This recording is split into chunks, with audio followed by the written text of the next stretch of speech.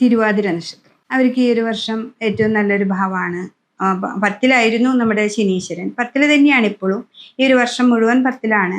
അപ്പോൾ ശനിയുടെ എപ്പോഴും കണ്ടകനാണെങ്കിൽ പോലും നമുക്ക് അവിടെ കർമ്മത്തിൽ ഏറ്റവും നല്ല മാർഗത്തിലൂടെ നമ്മൾ സഞ്ചരിച്ചിട്ടുണ്ടെങ്കിൽ ശനി നല്ല ഒരു കർമ്മഫലമാണ് നമുക്ക് കിട്ടുന്നത്.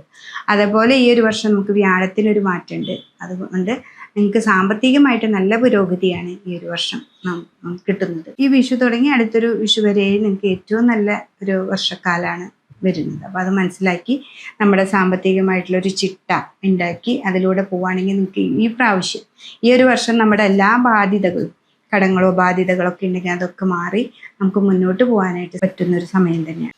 ജോലി നന്നായിട്ട് ശ്രദ്ധിക്കുക. അതായത് കർമ്മം ഇവിടെ ശനി ആയതുകൊണ്ട് ജോലിയെ വളരെയധികം നന്നായി ശ്രദ്ധിച്ചുകൊണ്ട് മുന്നോട്ട് പോവാം. അതേപോലെ തന്നെ സാമ്പത്തികമായിട്ട് നിങ്ങൾക്ക് ഭൂമിപരമായിട്ടോ അല്ലെങ്കിൽ നിങ്ങൾക്ക് ഒരു ചിട്ടിയോ അല്ലെങ്കിൽ വേറെ ഏതെങ്കിലും ഒരു വഴിയിലൂടെ സാമ്പത്തിക പുരോഗതി ഉണ്ടാവാനായിട്ട് സാധിക്കുന്നുണ്ട്. വീട് വെക്കുന്നത് പകുതിയായിട്ട് കിടക്കുന്നുണ്ടെങ്കിൽ അതൊക്കെ മുന്നോട്ട് കൊണ്ടുപോകാൻ പറ്റും.